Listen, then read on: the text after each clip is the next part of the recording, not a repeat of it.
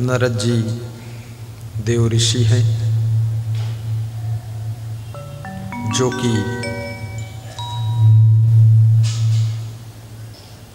पंडित कृष्णदत्त के द्वार पर वीणा बजाते हुए निकलते हैं और पंडित कृष्णदत्त की धर्मपत्नी सुंदरी नारद जी का सम्मान करती है और गुरु मंत्र लेती है। नारद जी विदा हो जाते हैं। पंडित कृष्णदत्त दूसरे गांव में कथा सुनाने के लिए गए थे, वहां से वापस लौटते अपनी धर्मपत्नी के गले में कंठी माला देख करके पंडित कृष्णदत्त को बहुत क्रोध आता है। ऐसे पंडित कृष्णदत्त बहुत दानी थे, भंडारा भी करते थे, यज्ञ हवन करते थे, गायों का दान करते थे, एक अच्छे इंसान थे, स्वयं भी कथा सुनाते थे, लेकिन निगुरा थे और गुरुमंत्र लेने की इच्छा भी नहीं थी। परंतु उनसे बिना पूछे उनकी धर्मपत्नी श्रीमती सुंदरी देवी नारद जी गुरु मंत्र ले लेती है, नारद जी को गुरु बना लेती है। पति की इच्छा रहती है पत्नी हर कार्य हमसे पूछ कर करे, पूछ कर स्नान भी करे, पूछ कर भोजन खाए, पूछ कर सोए, पूछ कर मायके जाए। और लगभग सभी पत्नियों की इच्छा रहती है हमारा पति हमसे पूछ कर सब काम करे, क्योंकि जिससे तुम पूछते हो उसके स्वाभिमान को तृप्ति मिलती है, और तुम नहीं पूछते हो और उस काम को कर देते हो तो उसके स्वाभिमान को ठेस लग जाती है, उसे क्रोध आ जाता है। पूछने में भीतर जो स्वाभिमान बैठा हुआ है उसको खुराक मिल जाती है। कितने लोग कहते भी हैं कि हमारे पिताजी भी हमसे पूछकर ही काम करते हैं, मतलब हमारा इतना दबदबा है। और कितनी स्त्रियों को भी कहते सुना गया है कि हमारे पति जी हमसे बिना पूछे कुछ नहीं करते, बिल्कुल परम भक्त है, मेरा चरण शिष्य बना हुआ है।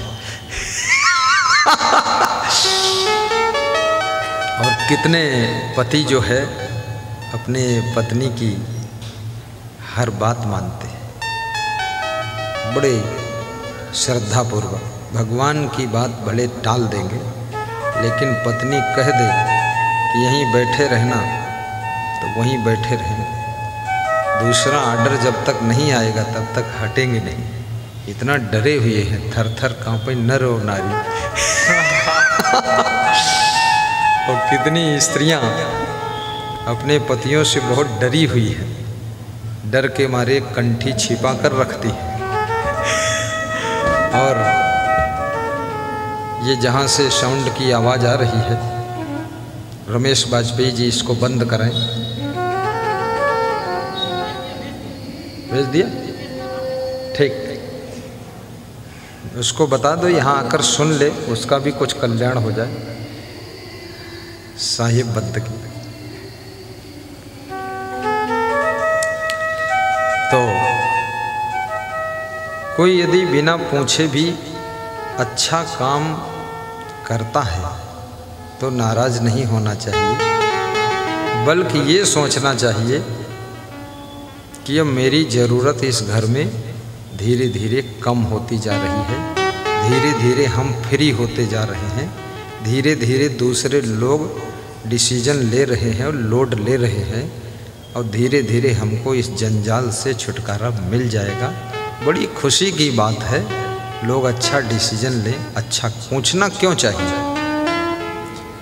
कहीं गलत डिसीजन ना हो जाए, इसलिए पूछा जाता है। सलाह इसलिए की जाती है कहीं निर्णय गलत ना हो जाए, फैसला गलत ना हो जाए। ट्रैक्टर लेना है कि कार लेना है, अब दो में फैसला लेना है, और एक ही चीज़ खरीदने भर के पैसे हैं। अब पति पत्नी सलाह करोगे यदि, तो यदि डिसीजन गलत भी हो गया तो दोनों में लड़ाई नहीं होगी। और मनमानी यदि कार ले आए और कहीं डिस्टर्ब हुआ डिसीजन, तो तुम्हारी पत्नी तुमसे असंतुष्ट हो जाए। इसलिए पूछ लो, उसको शामिल कर लो, और उसके बाद में और वह चीज़ खरीदिए जिस चीज़ को खरीदने से इनकम की अर्निंग होती है, आमदनी बढ़ती है। जैसे बहुत बुद्धिमान व्यक्ति जो होते हैं वे मकान बनाने में पैसा पहले नहीं फंसाते, किराए के मकान में रह लेते और पैसा बिजनेस में फंसाते। जो भी उनके पास था 50 लाख बिजनेस में फंसा दिया, और 50 लाख से 2 करोड़ कमा लेते हैं, तब मकान बना लेते हैं, आराम से रहते भी हैं, तब तक किराए से रह लेते हैं। अब कम बुद्धि का आदमी जो भी पैसा है मकान में फंसा देगा, और उसके बाद सब्जी खरीदने का दाम नहीं तो खीसे काटता रहेगा। बुद्धिमान बनो।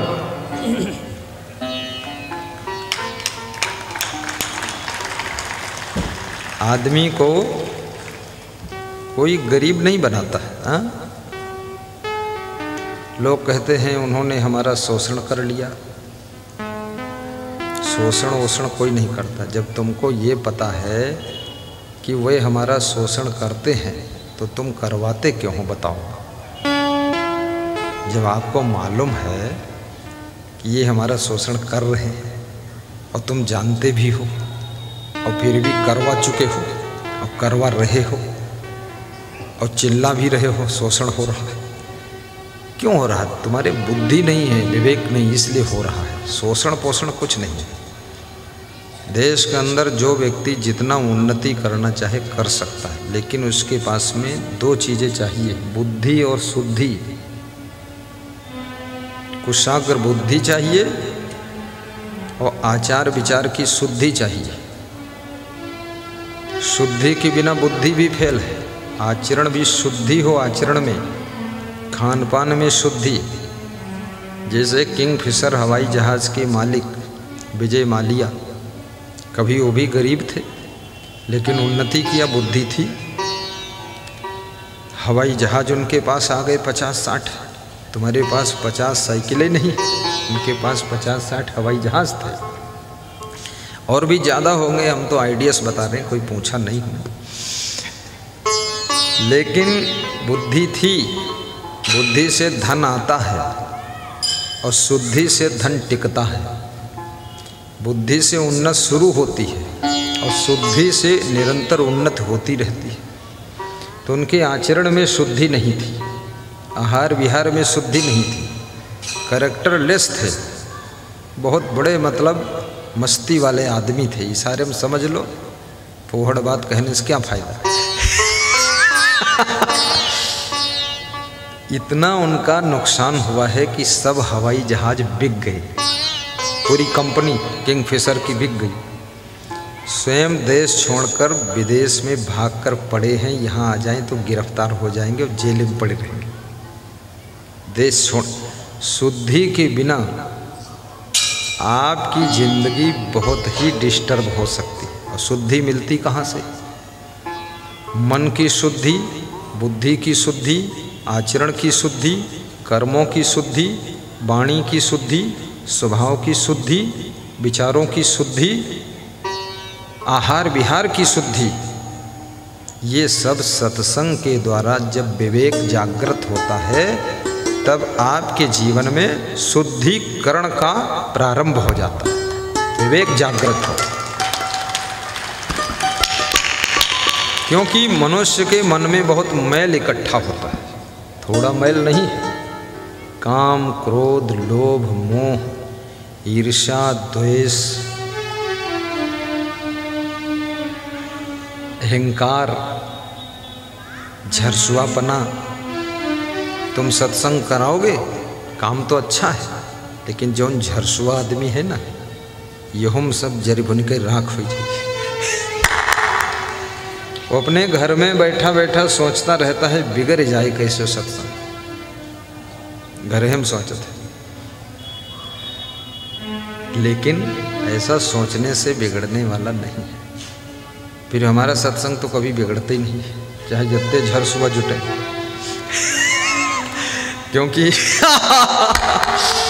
क्योंकि सत्संग हमें करना है, हम झरसुआ फरसुआ से प्रभावित नहीं होते। नहीं, चाहे कोई गाली बके, हमको तो खैर कोई बकता ही नहीं है।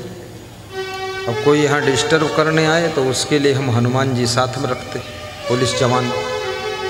तो जिस लायक है, थप्पड़ चाहिए तो थप्पड़ मिल जाता है, 2-4 लात चाहिए तो लात मिल जाती है, अब हवा लात चाहिए तो हवा लात मिल जाती है। रखते हैं हनुमान जी, उधर बैठे 4-5 हनुमान इधर बैठे। हनुमान जी भगवान रखते थे। भगवान भी हमारा देखिए कितनी बड़ी सेना तैयार किया था। भगवान ने दिखा दिया कि हे भक्तों, मेरी भक्ति करना, लेकिन सिक्योरिटी जरा बनाए रहे। भगवान ने बता दिया। तो जो क्रोधी है वो दिन भर में कोई न कोई क्रोध करने का कारण ढूंढ लेगा। उसकी पत्नी कितना सावधानी से भोजन बनाए, कितना सावधानी से परोसे, कुछ नहीं कारण पाएगा तो कहेगा बहुत ठंड पानी का है दे दो पिए बद के तुम। क्रोधी है वो। 24 घंटे में जब तक 2-4 बार कोई के गरियाई न ली, क्रोध न कर दी, तो कौन मिलेगा? अपनी पत्नी गरियावत है। अब कितनी स्त्रियां भी ऐसी क्रोधी हैं जो अपने पति गरियावती हैं। अब ठीक है, दोनों जने मिलकर निपट लेते। ये क्रोध भी आपके मन का मैल है। किसी के बहकावे में आ जाना, ये भी मन का मैल है। भ्रमित हो गए तुरंत, बहकावे में भी नहीं आना चाहिए। किसी के गलत आकर्षण में भी नहीं आना चाहिए। गलत आकर्षण में अगर आप फंस गए तो तुम्हारी इतनी दुर्दशा होगी। और ये कंट्रोल केवल सत्संग करता है, और इसको कंट्रोल करने वाला ही सत्संग हम सुनाते हैं, शुद्धि प्रदान करते हैं। हम बुद्धि नहीं देते किसी को, क्योंकि बुद्धि जन्मजात होती है। बुद्धि यहाँ किसी के देने से या कोई इंजेक्शन लगाने से या कैप्सूल खाने से बुद्धि नहीं आएगी। क्योंकि आज जो हमारे प्रधानमंत्री हैं वे सबसे गरीब घर में पैदा हुए। कैप्सूल खाना तो अलग है, भात खाए कि नहीं मिले तो है शुद्ध साई। बता रहे थे हम बहुत मांग के खाए हैं, बता रहे थे हम बहुत दिन मांग कर भी खाए, ये दशा हुई है। लेकिन रूखा सूखा खा करके भी वो बहुत बुद्धिमान व्यक्ति है, होशियार है, चतुर है। मीटिंग होती है तो बोलता नहीं, चुपचाप सुनता रहता सबके बयान, और थोड़ा बोल देता हाँ ठीक है चलो, क्योंकि वो जानता है जो मुझे ज्ञान है वो बोलूँगा तो सबको हो जाएगा, और जो सबको है उसको सुन लिया तो हमको हो गया। बहुत चतुर आदमी है। अब वो सबका ज्ञान ले करके महाज्ञानी बन जाता है। तो ये जीवन में बुद्धिमान होना ही सार्थकता नहीं है। बुद्धिमान होने के साथ साथ विवेकवान होना चाहिए। आपका विवेक भी जागृत होना चाहिए। यदि विवेक नहीं जागृत होता है तो इतना जरूर समझ लीजिए कि आप भटक जाएंगे, कहीं लोभ में भटक जाओगे। लोभ भी बहुत खतरनाक है। लोभ तुम्हारी छवि को बिगाड़ देता है। लोभ कलह कलेश पैदा कर देता है। सासू बहू में लोभ टकराव पैदा कर देता है, और लोभ भाई भाई में मनमुटाव पैदा कर देता है। पिता पुत्र में तनाव पैदा कर देता है, और ससुर दामाद में युद्ध करा देता है। दुर्योधन को क्या था? लोभ ही तो था, कुछ कमी थोड़े थी ना, लोभ था, संतोष नहीं था, विवेक नहीं था। और सत्संग, इस तरह के लोग सत्संग नहीं सुनते, कभी नहीं सुनते। उनसे तुम कहो सत्संग में चलो तो कहते हमका सब मालूम है, और का सुने हैं महात्मा जी, हम सब जानित हैं। महात्मा जी का तो हम सुना देंगे उल्टा। अहंकार बहुत बड़ा है, सब मालूम है, तो ये लोभ लालच क्यों करते हो, ये घमंड क्यों दिखाते हो, ये झरसुआ क्यों बने हुए हो? सब कुछ तुमको मालूम है तो सिगरेट क्यों पीते हो, दारू क्यों पीते हो, गाली क्यों बकते हो? तुम्हें कुछ नहीं मालूम है, मालूम होने का अहंकार भी तुमको। कहते हैं सब अहंकार छूट जाता है, लेकिन लास्ट में ज्ञानी को भी ज्ञान का अहंकार होने का खतरा हो जाता है। ज्ञानी को भी ज्ञान होने का अहंकार आ सकता है। धनवान होना गुनाह नहीं है, लेकिन धन का अभिमान होना तुमसे गुनाह करा देता है। धनवान बनने के लिए प्रयास करना कोई अपराध नहीं है। बिजनेस कीजिए, सर्विस कीजिए, उन्नति कीजिए, खेती बाड़ी कीजिए, लेकिन धन का लालच करके गलत कदम उठाना, भाई को मार डालना, चाचा का गला काट देना, पत्नी का गला दबा देना ताकि दूसरी पत्नी आ जाए तुम और दहेज मिल जाएगा, ये सब नादानी करना जो है ये मन का मैल है, और इससे कभी न उन्नति होगी न शांति मिलेगी। क्यों?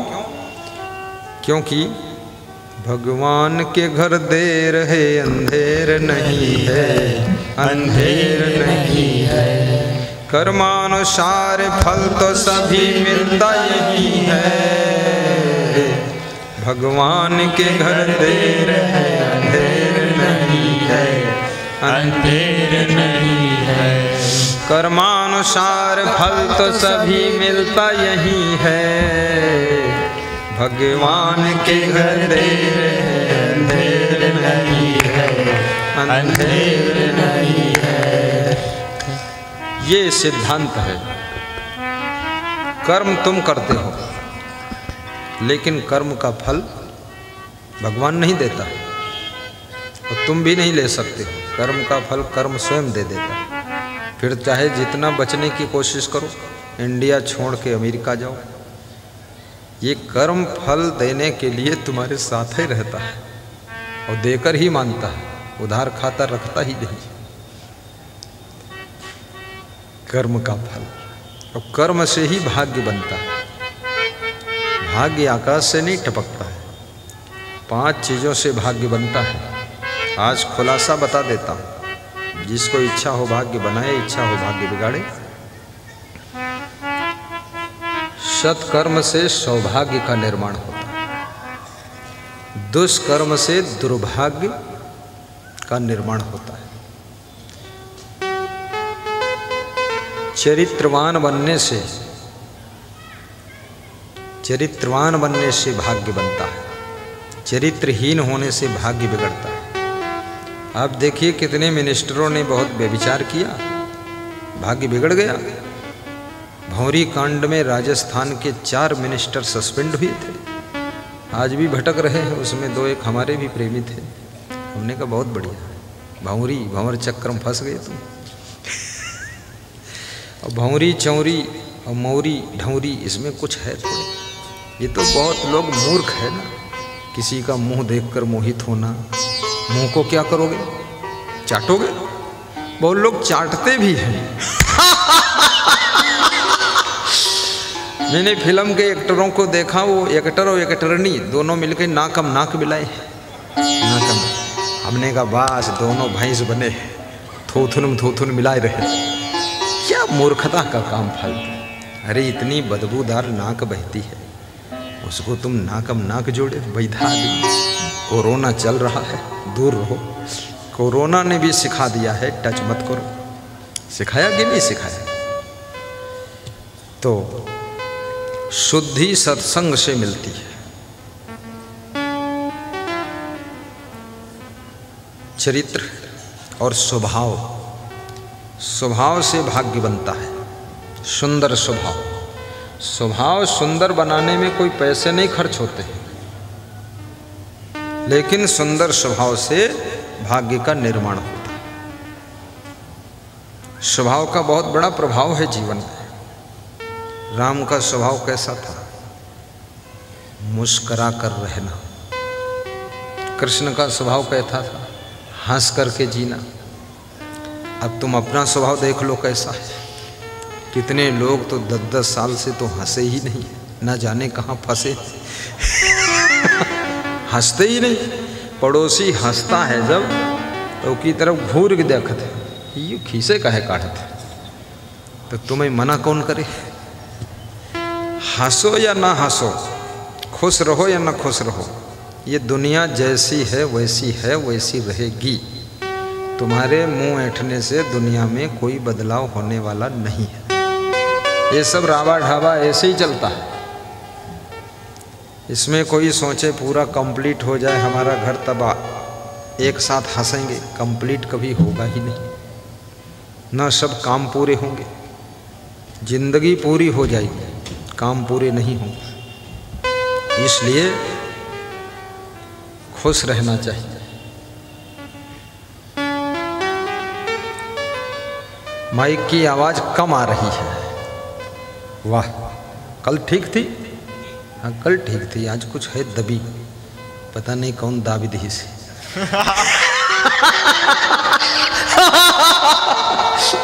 रमेश वाजपेयी खूब खुश हैं, गुरुजी मजा करते थे। कल ठीक रहे, आज तुम आज को दबी गए।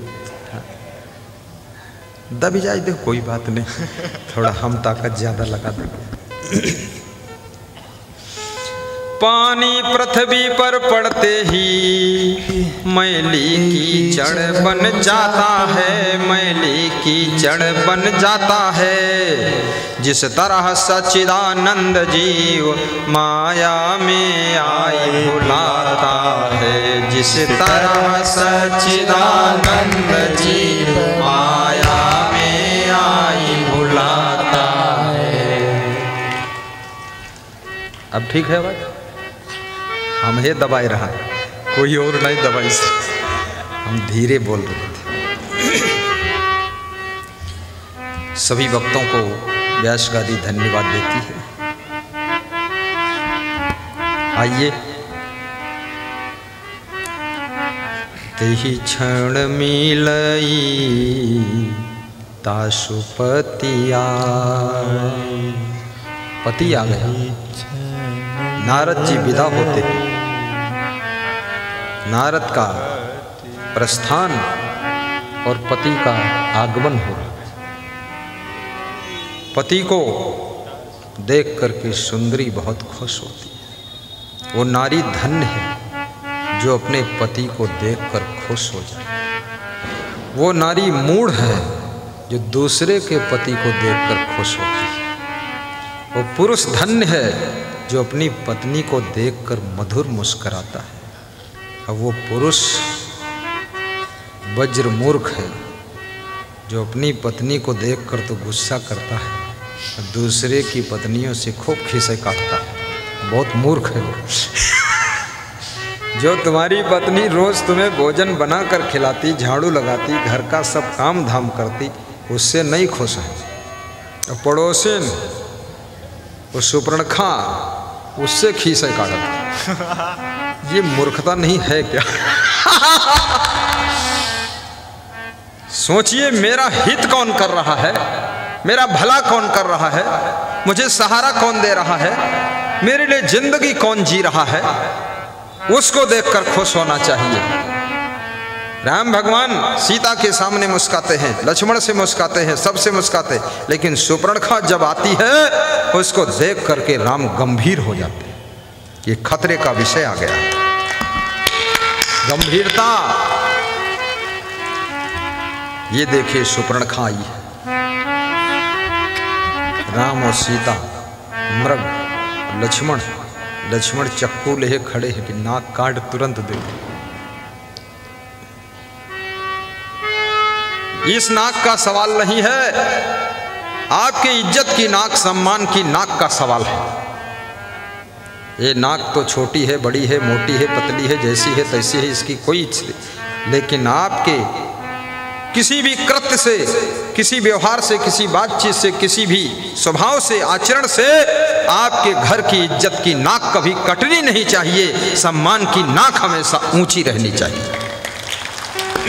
बोलिए सद्गुरुदेव की जय। तेहि क्षण मिलई तासुपति आवा, लखिस क्रोध यस बचन सुनावा। पंडित कृष्णदत्त घर में प्रवेश करते हैं और जब देखते हैं पत्नी के गले में कंठी माला, बहुत क्रोध आता है। लेकिन ये क्रोध उचित नहीं। कोई गलती करे तो आपको थोड़ा गुस्सा आ गई, उचित है, डांट दिया। लेकिन कोई अच्छा काम करे और तुम क्रोध करो तो आपकी मूढ़ता है। पत्नी अगर गुरुमंत्र ले ले तो पति को सौभाग्य मनाना चाहिए कि अर्धांगिनी है, इसका आधा पुण्य हमको भी मिलेगा। और पत्नी गुरुमंत्र लेने की इच्छा करे तो पति को भी साथ में माला फूल लेकर बैठ जाना चाहिए। और पति गुरुमंत्र लेना चाहता है तो पत्नी को भी साथ में शामिल हो जाना चाहिए। ये जोड़ा है, ये मिलजुल करके धर्म के कर्म भक्ति करना चाहिए।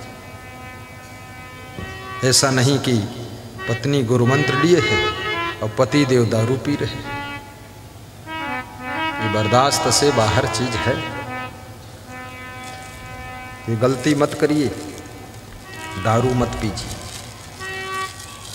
दूध पीजिए, चाय पी लीजिए, फलों का रस पी लीजिए, पानी पी लीजिए।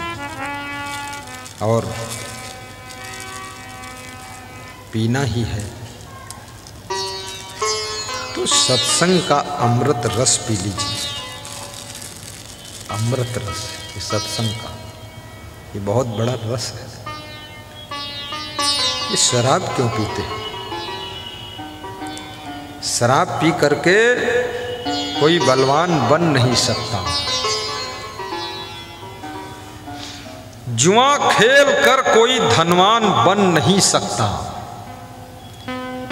शराब पीकर कोई बलवान बन नहीं सकता और जुआ खेल कर कोई धनवान बन नहीं सकता।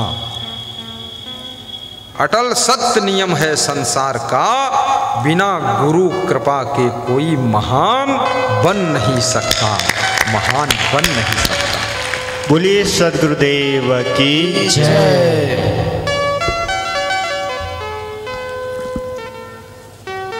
राम शंकर भगवान के भक्त थे। रावण भी शंकर भगवान का भक्त था।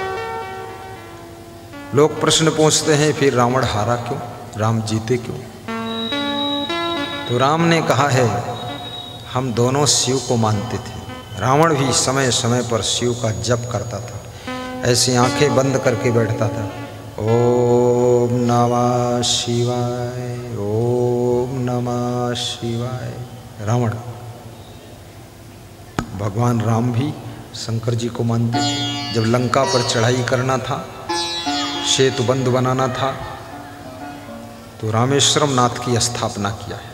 शंकर भगवान शिवलिंग की स्थापना करके पूजा करके तब सेतुबंध का निर्माण शुरू हुआ।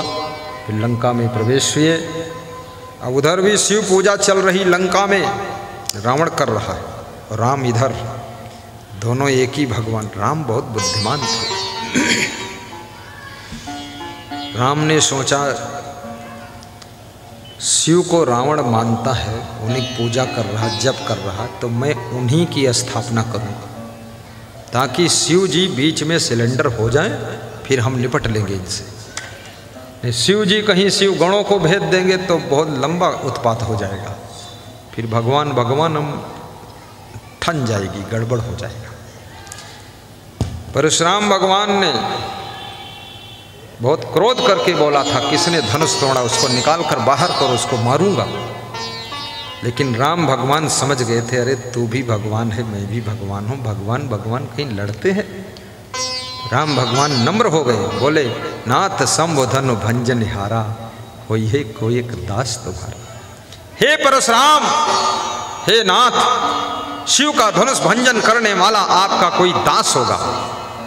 राम ने ये नहीं कहा मैंने तोड़ा है क्या कर लोगे। अगर ये कह देते तो परशुराम जोशीले थे, क्रोधी थे, वो लपटा लपटी कर देते तुरंत, मतलब समझदारी कम थी थोड़ा, लेकिन भगवान थे ठीक है।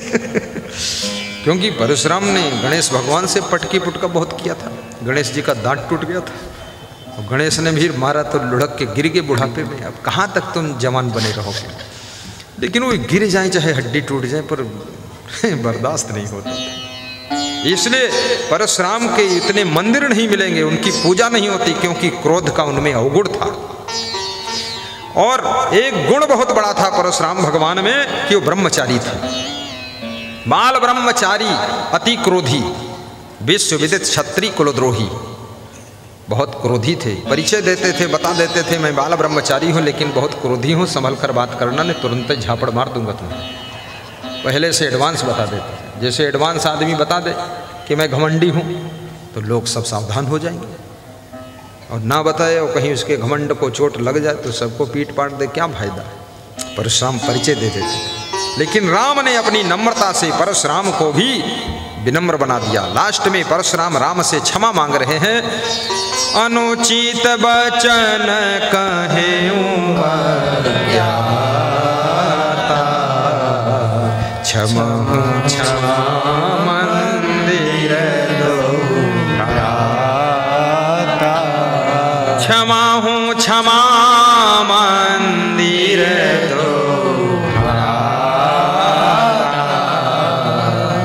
अनुचित वचन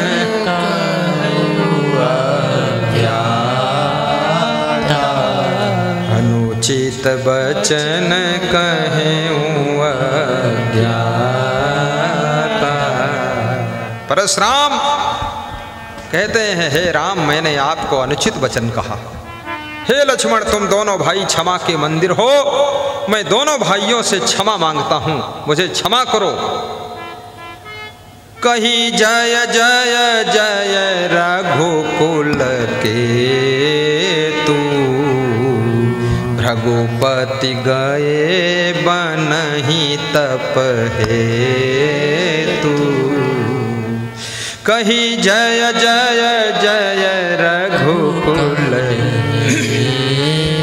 जोर से गाओ, याद करो चौपाई, बोलत कहना गुनगुना था, भूल जात का, इतना कम बुद्धि की तुरंत ही भूल जाता। कमाल कर दिया तुमने। पूरी रामायण में जितना हमें सब याद है कभी किताब से हमने याद ही नहीं किया, जिससे सुनन उससे नहीं याद कर लेते। कोई मंदिर में गन देखें कुछ लिखा वही याद कर, और हम गाई थे तुम पाछे से झोरा झंडा डार देते, बस भूल गवा तुरंत ही। हाँ थोड़ा बुद्धि पर जोर डालो। अरे ये माया जाल जंजाले राबा ढाबा सब चलता रहता है, कहाँ तक इस माया मोह में फंसे रहोगे। गाइए। कही जय जय जय रघुकुल के तू, भृगुपति गए बनहि तप हेतु। हे राम तुम्हारी जय हो, हे राम तुम्हारी जय हो, जय हो जय। जो परशुराम कहते थे जिसने धनुष तोड़ा उसको मारूंगा, वही परशुराम अब भगवान श्री राम की जय जयकार बोल रहे हैं, क्षमा मांग रहे हैं। याद रखना, आपके अंदर अगर प्रतिभा है, व्यक्तित्व है, वास्तविकता है, सच्चाई है, प्रभाव है, सुंदर स्वभाव है। सुंदरी के पति पंडित कृष्णदत्त ने पूछा कि तुमने किसके कहने से किससे पूछ कर माला पहना है, मनमानी करती हो, लगता है तुम्हारा काल आ गया है। कही के कहे लीन तई माला, जाने परा पहुँचा तव काला। अब ते तोर चाहस जो प्राणा, और नाहित कटिहों शीस कृपाणा। यदि तू अपने प्राण चाहती है तो माला तोड़कर फेंक दे, भक्ति वक्ति छोड़, नहीं तो तलवार से तेरा सिर काट दूंगा। बड़ा खतरनाक पति है। लेकिन सुंदरी क्या जवाब दे रही है। सुनी सुंदरी बोली कर जोरी, सुनहु प्राणपति टेक जो मोरी। हे प्राणपति, आप मेरे प्राणों के मालिक हैं, आपको मैं प्राणनाथ कहती हूँ। आप मेरे प्राण ले सकते हो, शीश काट सकते हो, लेकिन याद रखना मेरा संकल्प भी सुन लो। सुनी सुंदरी बोली कर जोरी, सुनहु प्राणपति टेक जो मोरी। चहु तनु टोक टोक करी डारो, भावई अनल माही यही जारो। चाहे मेरे शरीर के टुकड़े टुकड़े कर डालो, चाहे इसको आग में जला दो, चाहे धरती खोद कर उसमें गाड़ दो, लेकिन मैं भक्ति नहीं छोड़ सकती।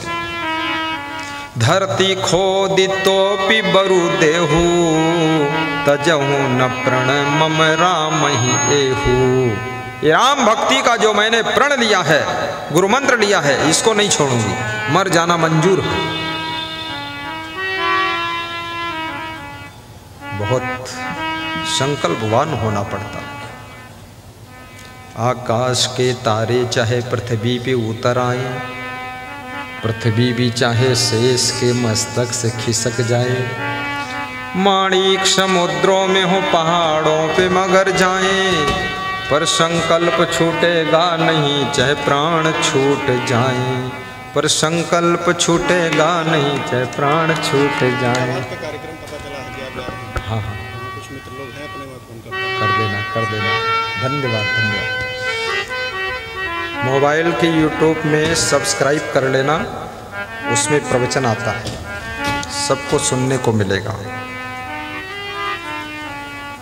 खलीलाबाद में प्रोग्राम है इसके बाद, उसके बाद खलीलाबाद से उधवापुर में, फिर गोसाईगंज में भी है, अंबेडकर नगर में भी है, आजमगढ़ में भी है, फिर देवरी रुखारा में भी है, लखनऊ जिले में। पूरा जनवरी तक कार्यक्रम लग चुके हैं। मध्य प्रदेश, राजस्थान, छत्तीसगढ़, अनेक प्रदेशों में। ये पहला कार्यक्रम है इस सत्र का, पहला कार्यक्रम। धरती खोदी तो पि बरु देहू, तजऊ न राम ही प्रण मम एहू। जिन प्रथम करी पाछे छाड़ा, तिन्हें जानिए स्वांगी भाड़ा। वो तो भाड़ लोग हैं जो पहले भक्ति शुरू करें और बीच में छोड़ दें। मैं ऐसा नहीं कर सकती, मैं तो दृढ़ हूं भक्ति में। अस अबला के बचन सुनी, दुज गुण रहो छुपाए। काढ़ देऊं तो जगह से मारे हत्या आए। अपनी पत्नी के ऐसे वचनों को सुन करके पंडित कृष्णदत्त मन में सोचते हैं, अगर घर से निकाल दूं तो संसार में हंसी होगी, अगर मार डालूं तो बहुत पाप लग जाएगा, हत्या का पाप लगे, इसलिए मार भी नहीं सकते। तो क्या करना पड़ेगा? तेहि दिन से यस नेम सुधरई, पति का छुआ न भोजन करई। उसी दिन से सुंदरी ने नियम बना लिया कि पति निगुरा है, अब इसका छुआ हुआ भोजन मैं नहीं करूँगी। मैंने गुरु भक्ति ले लिया है। सहित प्रीति ते असन बनावे, परसि दूरि ते ताहि पवावे। प्रेम पूर्वक भोजन बनाती थी, परोस कर दूर से थाली रख देती थी और पंडित कृष्णदत्त खाते थे। जो जूठन बचती थी उसको गाय भैंस को खिला देती थी, फिर खुद नहीं खाती थी। निगुरा की जूठन में कैसे खाऊं? यही विधि दिन प्रति पावई खाना, देखी विप्र मन भई गिलाना। जो हमारी जूठन नित खाई, सो अब दूरित देती बढ़ाई। अब की ऋषियाँ वहीं मम ग्रामा, हम हूँ गुरु करि सुमिरऊँ रामा। यही विधि दुज जन मन करत विचारा, कृपा कीन नारद पगुधारा। पंडित कृष्णदत्त मन में विचार करने लगे, जो हमारी जूठन रोज खाती थी अब वो थाली परोस कर दूर से बढ़ा देती है। ये तो बड़ी तकलीफ की बात हो गई, मेरा अपमान है। अब की गुरु आ जाए इनके नारद जी तो मैं भी गुरु बना लूं तो एक जैसा मामला हो जाए। एक ही मन मुड़ गया। खरबूजा खरबूजे को देखकर रंग बदलता है। आपके घर में कोई एक व्यक्ति में भक्ति आ जाए तो धीरे धीरे सब में भक्ति आ जाए, लेकिन जिसमें भक्ति आए तो पक्की आए, तब आएगी सब में। अब की ऋषियाँ वही मम ग्रामा, हम हूँ गुरु करि सुमिरऊँ रामा। यही विधि तुझ मन करत विचारा, कृपा कीन्ह नारद पगुधारा। इस प्रकार से पंडित कृष्णदत्त मन में विचार कर रहे थे। कुछ समय के बाद नारद भगवान का आगमन हो। गुरु ही देखी सुंदरी हरसानी, शीस नाई बोली मृदुबानी। गुरु का दर्शन करके सुंदरी बहुत खुश होती है और शीस झुका करके प्रणाम किया और कहा, गुरुदेव आपने दर्शन दिया, आपको बहुत बहुत धन्यवाद। गुरु ही देखी सुंदरी हरसानी, शीस नाई बोली मृदुबानी। सफल जन्म भाया जो हमारा, जो निकेत रौरे पगुधारा। सुंदर आसन पर बैठावा, चरण धोई चरणों दक पावा। मेरा घर धन्य हो गया प्रभु। सुंदर आसन पर बिठाया, चरण पखारा, चरणामृत पान किया, बाकी चरणामृत छिड़क दी। बहुरे 5 पै कर माँ कीन्हा, द्रव्य भेंट लई आगे दीन्हा। और नारद जी की 5 परिक्रमा सुंदरी ने किया हाथ जोड़कर, और कुछ द्रव्य जो श्रद्धा थी वो भेंट कर दिया। गुरु वैद्य अरु ज्योतिषी, देव मित्र बड़राज। इन्हीं भेंट बिन जो मिले, होई न पूर्ण काज। आज्ञा मांग कीन्ह जीव नारा, खटरस व्यंजन विविधि प्रकारा। सुवर्ण थार परस धरि दीन्हा, हरि अर्पि मुनि भोजन कीन्हा। सोने की थाल में भोजन परोस कर रख दिया। हरि का भोग लगा करके नारद जी प्रसाद ग्रहण कर रहे। देखिए उस समय कितने लोग धनवान होते थे, सोने की थाल थी। आजकल लोगों के यहाँ तो लोहे की थाल स्टील की मिलती है। ये श्रद्धा। सुवर्ण थार परस धरि दीन्हा, हरि अर्पि मुनि भोजन कीन्हा। अचमन करि आसन जब आए, दुज सुंदरी ते बचन सुनाए। भोजन करके, अचमन करके, हाथ मुंह धोकर कुल्ला करके जब नारद जी अपने आसन पर बैठे तो पति कृष्णदत्त ने अपनी पत्नी से कहा कि सुनो, हम भी गुरु मंत्र लेना चाहते हैं। तो सुंदरी बहुत खुश हुई कि वाह, हमारे पति जी का भी मन बदल गया, बहुत अच्छी बात है, ले लो गुरु मंत्र। बोले, आपके गुरु से मेरा परिचय नहीं है तो आप मेरी तरफ से कह दो, सिफारिश लगा दो। मैं कैसे बोलूं, मैं तो उनको कभी प्रेम ही नहीं किया। तो सुंदरी ने क्या कहा, गुरुदेव, पंडित कृष्णदत्त क्या बोले, गुरु दीक्षा मोहि देहु देवाई, जाते तव संगति होई जाई। मुझे गुरु दीक्षा दिला दीजिए ताकि तुम्हारी संगत सही हो जाए मेरी। सुंदरी आई कही गुरु पासा, इन्हुनका की जय हरिदासा। सुंदरी ने नारद जी से कहा कि हे नारद जी, ये हमारे पति जी को भी अपना दास बना दीजिए, ये भी गुरु मंत्र लेना चाहते हैं। प्रयास करके गुरु मंत्र दिला दो। आज 5-6 लोगों ने गुरु मंत्र लिया है। एक बाबा ने गुरु मंत्र लिया है, वो ऐसा माला पहना गए, 2 माला लाए। क्या नाम है वो बाबा का, शिवदास सिंह, शिव सिंह, शिव कुमार सिंह। ये देखो खड़े हैं बाबा, क्या नाम बाबा? शिवराज सिंह। और एक और भक्त हुए थे जो आज गुरु मंत्र लिए हैं, यदि हों तो खड़े हों, जरा पता तो चल जाए।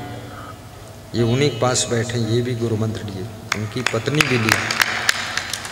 वो देखो वहाँ बहुत 10-15 साल से हमको परखा है, तब गुरु बनाया।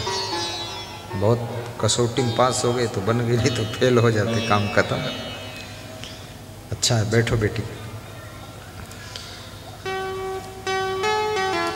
गुरु दीक्षा मोहि देव देवाई, ताते तव संगत होई जाई। सुंदरियाई कही गुरु पासा, इन्हुन का की जय हरिदासा। विप्रहु तब बोला कर जोरी, अपूर्व प्रभु अभिलाषा मोरी। पीछे से पंडित कृष्णदत्त ने भी हाथ जोड़कर कहा कि हे प्रभु, हे नारद जी, मेरी अभिलाषा को पूरा करो, मैं गुरु मंत्र लेना चाहता हूँ। कहे नारद दुज जाऊ नहाई, तब तुम का हरि नाम सुनाई। हे पंडित कृष्णदत्त जी, जाइए स्नान करके आइए, तब तुमको हम गुरु मंत्र दे, भगवान का मंत्र सुनाए। दीक्षा लिहे सरी मम काजू, ताते विनय कीन्ह मैयाजू। स्नान करने के लिए बोला है। देखिए क्या घटना घटती है। जब स्नान करने के लिए जा रहे हैं, खुश हो गए, तो क्या हुआ? सुनि मुनि बचन विप्र हरसाना, पुर तट सरी तहाँ चलो नहाना।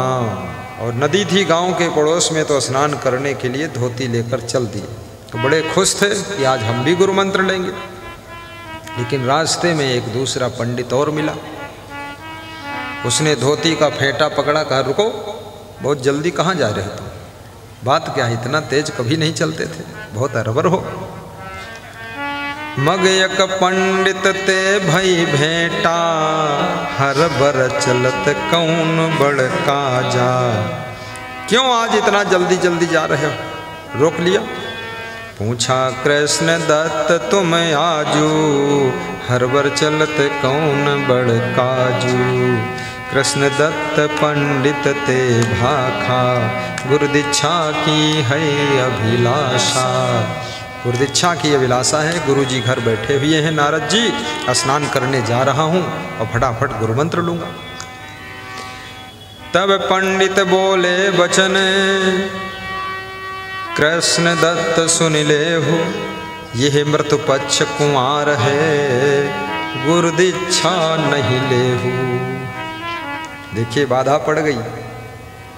जिस पंडित ने रोका रास्ते में, उसने कहा ये मृत्यु पक्ष कुमार महीना चल रहा है, ये पितरों का महीना है, इसमें गुरु मंत्र नहीं लेना चाहिए। रुको, बाद को लेना, कुमार को निकल जाने दीजिए। या में पिंड दान भल कीन्हा, दीक्षा मंत्र न चाहिए लीन्हा। ये कुमार महीने में पिंडदान किया जाता है, पितरों को भोजन खिलाया जाता है, इसमें गुरु मंत्र नहीं लेना चाहिए। कार्तिक शुक्ल पक्ष शुभ मासा, तब तुम हो यहो हरि के दासा। कार्तिक शुक्ल पक्ष आने दीजिए, तब गुरु मंत्र लेना। सुनत बचन दुज मन भ्रम छावा, तुरत पलटि नारद पावा। ये बात सुन करके पंडित कृष्णदत्त के मन में भ्रम पैदा हो गया और बिना स्नान किए वापस लौट करके नारद जी के पास में आए और बोले, नारद जी, कहे प्रभु कुंवर जान अब दीजय, कार्तिक शुक्ल पूर्णिमा की जय। हे नारद जी, कुंवर महीना चला जाने दो, कार्तिक में पूर्णिमा के दिन शुक्ल पक्ष में हम गुरु मंत्र लेंगे, अभी नहीं लेंगे। नारद जी भी सोच में पड़ गए, ये मैटर कहाँ से चेंज हुआ। ताकि अवधि न पहुँचन पाई, बीचन दुहन काल लियो खाई। अब कार्तिक महीना आ भी नहीं पाया और बीच में ही पति पत्नी की मृत्यु हो गई। पल पहाड़ की खबर नहीं, धौया में का होय, आगे की आशा करते काल हंसई मुख मोय। एक पलक की खबर नहीं है कि 10 मिनट बाद हम जिंदा रहेंगे कि नहीं रहेंगे, लेकिन आदमी इतना आगे की आशा करता है कि लड़की का ब्याह हो जाए तब गुरु मंत्र लेंगे, बेटक विवाह हो जाए तब गुरु मंत्र लेंगे, कोई बोलता है घर बन जाए तब गुरु मंत्र लेंगे। घर बन जाए तुम रही हो कि न रही हो यही पता नहीं है, ये फालतू बात मत करो। घर बनना अलग चीज है, गुरु मंत्र लोगे गुरु के आशीर्वाद से घर भी जल्दी बनेगा, बेटा बेटी की शादी भी जल्दी हो जाएगी। गुरु मंत्र लीजिए जो जरूरी काम पहले है। बोलते हम घर में बुला के मंत्र लेंगे, घर में क्या करना, घर थोड़े गुरु मंत्र ली, घर वाले लेंगे तो घर वाले महमूदाबाद में ले लें, वहाँ घर में का काम। सबके घर घर गुरु जी थोड़े जा सकते, इतना टाइम कहाँ। एक पलक की खबर नहीं है आगे जिंदगी रहेगी कि नहीं रहेगी। और जब आदमी आगे की आशा करता है तो काल मुंह मोड़ करके पीछे हंसता है। अरे इतना लंबी योजना तुमने बनाई है, इसके पहले ही मैं आ रहा हूं, तुमको मार कर ले जाऊंगा। पल पहाड़ की खबर नहीं धौया में का होए, आगे की आशा करते काल हंसे मुख मोय। अस विचारी जे चतुर नर करत न लावई बार, नहीं जानी के घड़ी में काल करे संहार। इत श्री विश्राम सागर सम्मत आगर ग्रंथ उजागर, बाबा राम स्नेही दास कृत कृष्ण दत्ते। कथा वर्णनो नाम चतुर्थो अध्याय। ये अध्याय पूरा हो गया।